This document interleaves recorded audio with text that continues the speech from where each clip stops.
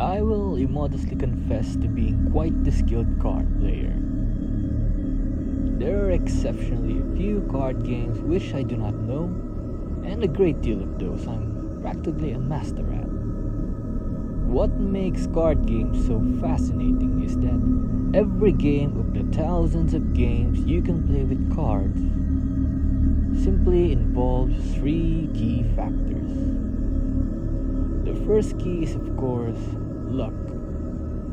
No matter what skill level you have, the way the cards are dealt is more or less a matter of chance. Even professional card counters can tell you that sometimes things don't play out the way they expect. There's a miscalculation, a simple dealing error, or a card you're expecting to be further down the deck unfortunately shows up near the top. Luck is always a factor in these games. And in any games, well, not most, just many of it is a chief factor. This is not something that can be combated, but you can mitigate the damage with the second key. As for the second key, it's strategy. Poker, rummy, blackjack, these all first appear to be simple games of chance.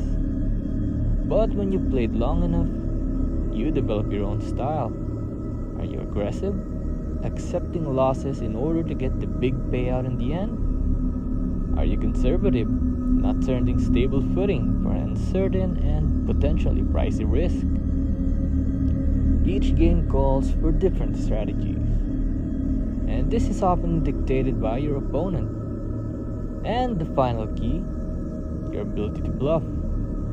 Any poker player knows this to be true. You're not playing the cards, you're playing the opponent. Every day in Vegas, there's some ballsy contender, or more often some stoic dealer, who's winning the pot on crap hands by the power of sheer psychological warfare. Don't believe me? Look up Jack Straws, the man who pulled off one of the greatest poker bluffs of all time. The guy convinced his opponent to give up a fortune in Texas Hold'em match because he convinced his opponent that he had a pocket pair, when in reality, he had the worst hand you can get in the game. That's nothing to turn your nose up at. That is a brilliant bit of bluffing, and using the opponent's own keen mind against them. No need to plan ideas when you know how your opponent is going to think. That is partly why I find the game so fascinating. If you're a real psychological whiz kid, you can skate through the game with crappy hole cards. I give you this brief introduction not to showcase how brilliant I am, though you're certainly free to think so. I explain this to you because my fascination with the cards led me to search through the internet for any new game that I hadn't played. I found a rich tapestry of world card games. Canasta, which originated in Uruguay and became a sensation in the US around the mid-1950s. Double Sir, a Pakistani variation of the game Trumps. Macau, the Romanian version of Crazy Eights.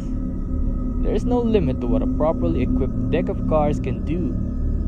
Some games require either a 40-card French deck or a 54-card tarot deck.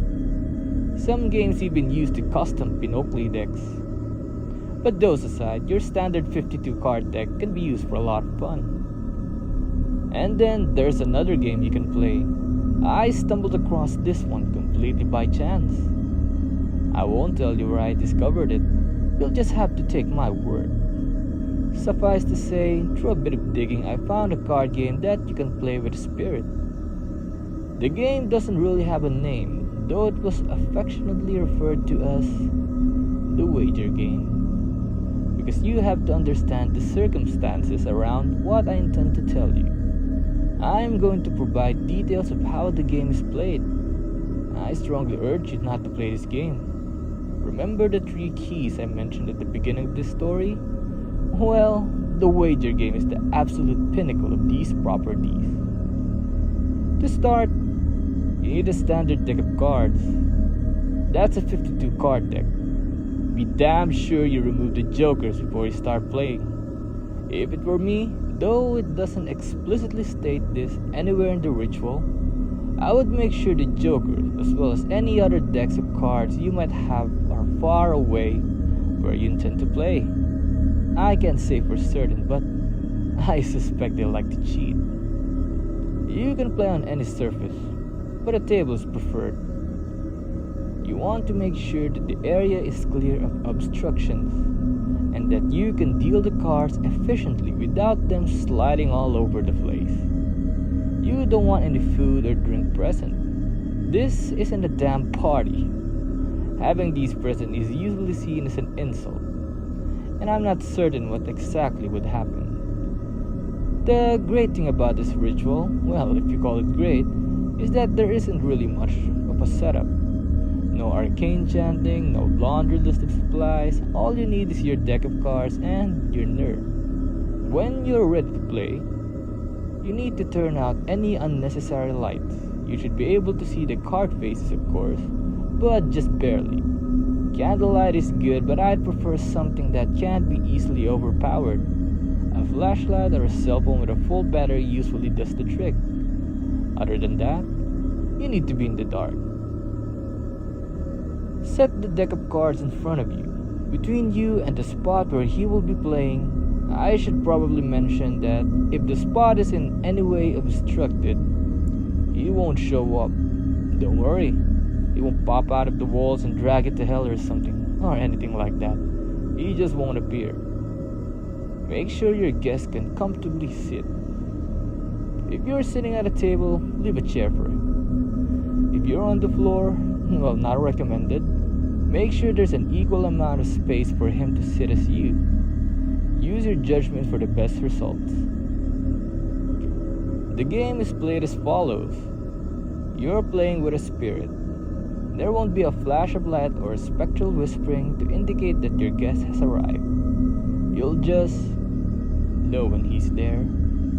If you do hear something, turn the lights on and get the hell out of there. Do not attempt to play this game again, and especially in the same spot. You see, that's the tricky thing. You never really know how your opponent's going to be. Some opponents will play fair, others will do anything to you in order to win. You don't want to play with a hostile opponent, you just won't win. Once your docile guest has arrived, you deal each other 3 cards. Don't look at your guest's cards, don't cheat. Deal them face down. Your guest will know what cards he has to play. From this point, the game becomes rather subjective. The source didn't exactly explain step-by-step rules. There's no scoring, just betting. You're betting things precious to you against the spirit, and the spirit is in turn betting something you want. Oh, I forgot that part, didn't I? Well, yes. Why would you want to play a game where you didn't even know the stakes? You see this game like many other means of communicating with ethereal entities. It's supposed to give you primarily knowledge. This version requires less setup, but it becomes a challenging battle of wits. Just beware. You don't have any knowledge that the spirit doesn't, so you don't have anything to wager in that category. What you're wagering is a variety of lovely punishments, which are revealed by the turn of the card. It could be something as simple as destroying a treasured possession, to as horrible as committing horrible acts of violence. If you're lucky, you'll only destroy your own life. You begin by playing one of 3 cards. You choose the card from your hand. I'll explain what the cards do at the end, but suffice to say, your guest always has the advantage of reaction. However, both of you can only play from the cards you have in front of you. When the exchange is over, deal him a card first, it's common courtesy, and then deal yourself one. Neither side should have more than 3 cards in front of them. Discard used cards and file it to the side of the deck. Now I imagine you're wondering, how does he select his card? It all depends upon your opponent. Some simply move the card closer to you. Some might whisper the answer in your ear in a voice you could swear was just your imagination. Some might flat hand you the card. But if your opponent is ever that forward, I strongly suggest you stop playing immediately. Which brings us to the ending of the ritual. Another great thing about this ritual is that you can quit whenever you want. Simply turn the remaining cards in the deck, if any of them are face up, and then turn on the lights. You should remain safe, though your experience in the game will give a better idea of that. If you don't feel safe, leave the place you played, and don't come back for a few days. Usually the spirit will have moved on at that point. Now I'll explain what the cards do. There are a few exceptions which I'll note at the end. Here's what these cards do. The suits don't matter. Aces are your best friend. These act as protection against whatever the spirit wants you to do. Just be cautious about using these. Remember, you go first, and the spirits will, if they're able to, use a weaker punishment in retaliation. Unfortunately, aces are also the spirit's best friend. When they select an ace, you must turn over their other two cards and perform their actions without any chance to block. Even if you have an ace in your hand, deal the spirit 3 new cards after these are performed. In the likely event that these two aces meet, neither party is obligated to do anything. You can use this move to determine the friendliness of your spirit opponent, as it is rather a selfless thing for the spirit to do. But remember, it could also be a bluff. Juice's true 10 can be viewed as severity for you. It refers to the level of information you can ask. Again, like I said, this is greatly subjective and much more is revealed about the nature of the game by playing it yourself. But for instance, if you play a deuce, don't go asking for winning lottery numbers. If you're wondering, I wouldn't bother asking with anything less than an 8. With a deuce, you can pretty much ask the spirit what tomorrow's weather will be. For the spirit, as you may have guessed, it refers to pain. A deuce would be equivalent to pricking yourself with a needle, and a 10 would be pouring burning oil down your back. But don't worry, you don't have to perform the violent action on yourself. You see, the reason the spirit plays the game is not just to cause you torment, but to see what kind of player you are. If you would do these actions to another, well, they rather enjoy that. Emotional damage is also acceptable, but again, use your judgment. This is just an example, but a juice would be tearing up a photo of a deceased loved one, and the 10 would be disowning your children. Some spirits prefer this to physical pain, but trust me, those are the ones you have to watch out for. A bit of strategy on this one. In my experience playing the game, I found that most spirits, even hostile ones, have a bit of honor to it about this.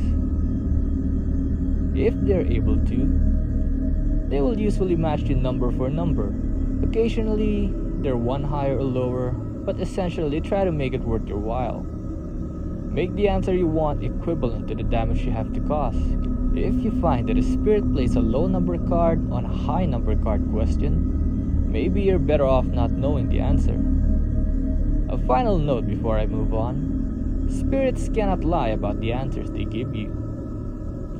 They may be mistaken if you ask for something a bit out of their knowledge, but generally bound to an answer as truthfully as possible.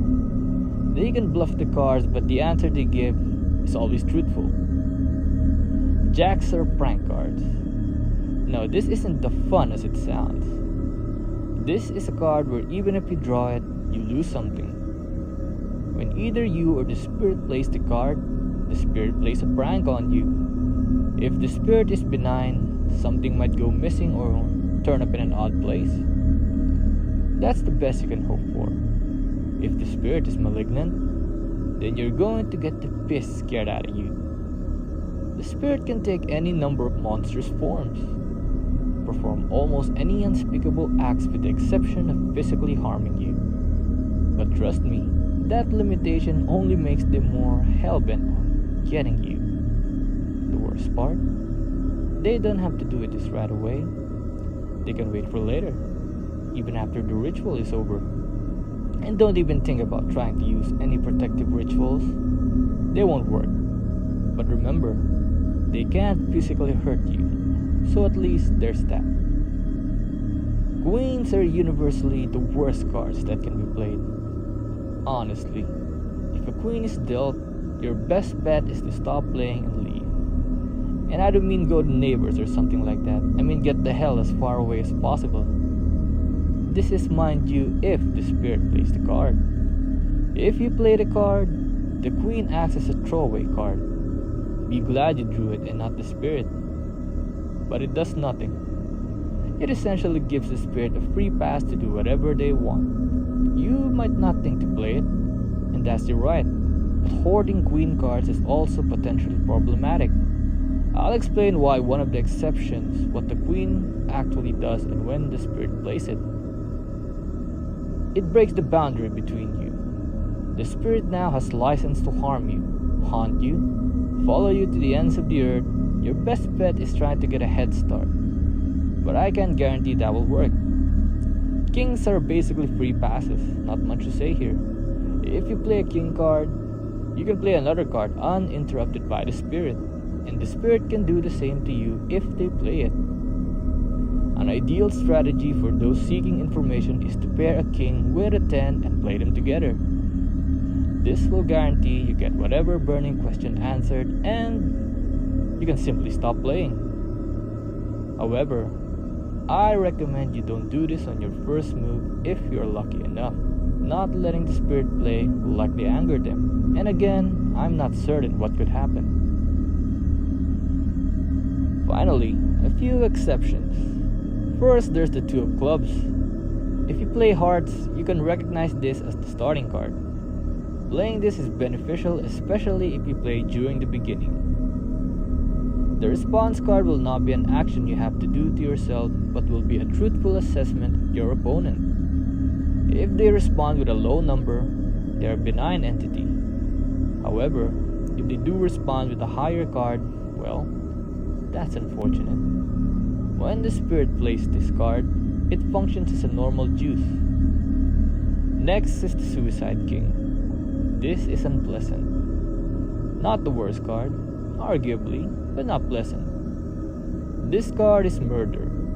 If you play it, it merely functions as a free pass. But when the spirit plays it, you are obligated to either murder somebody or commit suicide.